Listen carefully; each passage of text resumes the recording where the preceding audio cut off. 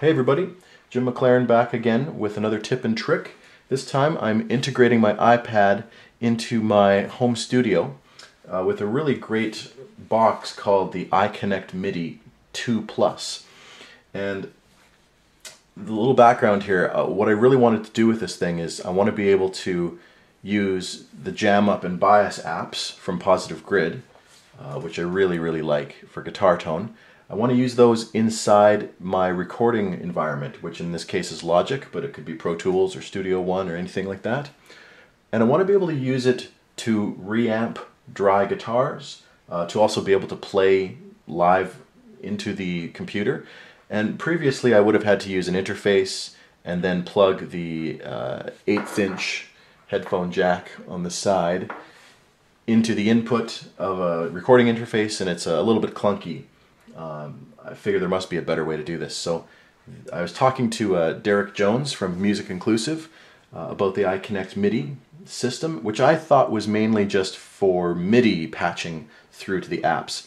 And I knew there was an audio pass-through, but I didn't realize it went both ways, which means you can actually take the output of any track you might have in Logic or Pro Tools and send it into the iPad through the iConnectMIDI. So basically what I've done is I've created an aggregate sound device, and in my case it's the iConnectMIDI2 Plus and my Presonus Firebox.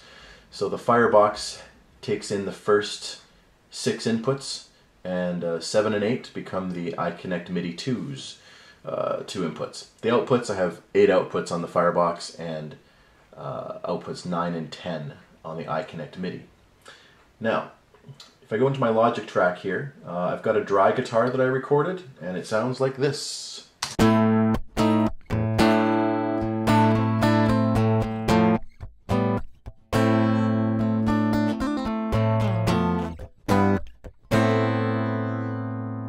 Alright, so that's just a direct guitar into my Firebox recording dry with no effects, no nothing. That was recorded from input 1. And now it's coming through the stereo output so that we can hear it. But if instead I send it out to outputs 9 and 10, which if I go back to my aggregate device, 9 and 10 are the outputs for the iConnectMIDI.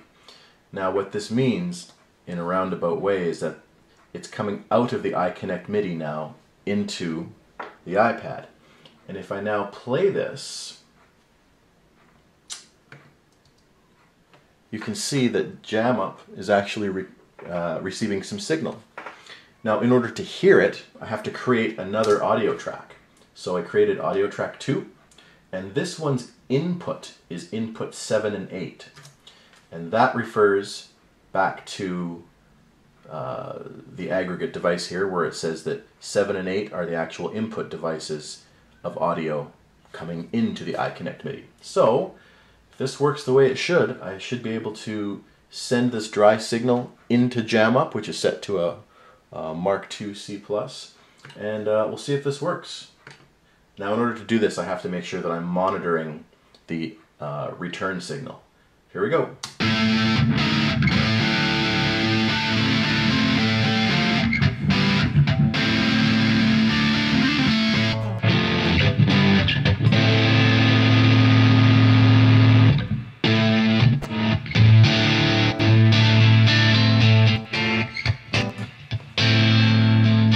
And I can decide that I like that bias jazz plexi there, and I can go ahead and record it.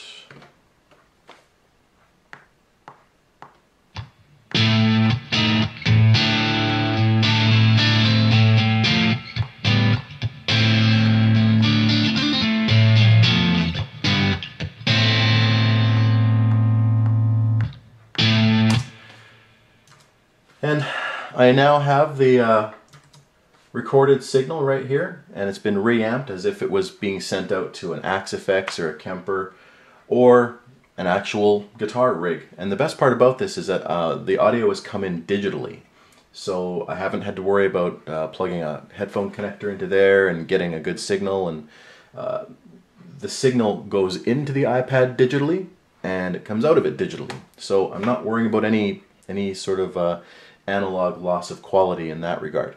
So that's a great use for this. The other use for it, I'm going to just quit Logic here and open up Main Stage. And this is more of a live playing situation. So for example, when I'm teaching, I would love to be able to use bias for my, or JamUp for my guitar sound.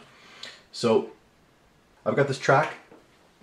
The guitar input, once again, just like in Logic, it's coming in from input 1 of my sound card, my PreSonus Firebox, and it's going out to 9 and 10, which is the iPad. And if you see right here, you can see I'm getting signal to it, and then creating another audio track to listen to what the iPad is sending back. And that's coming from input 7 in this case. I could make that a stereo track if I wanted to, if I had any stereo apps that were sending. And as it comes back,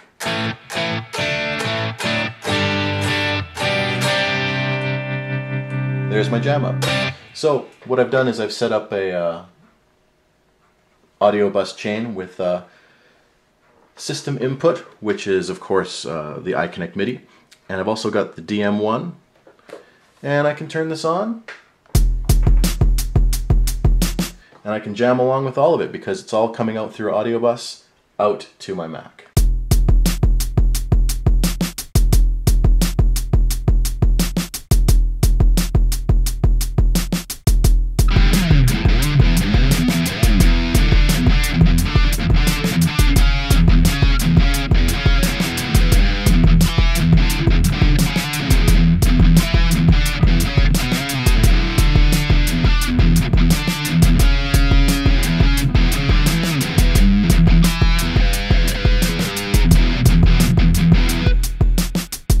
One thing I noticed is that sometimes there's a little bit of a latency issue,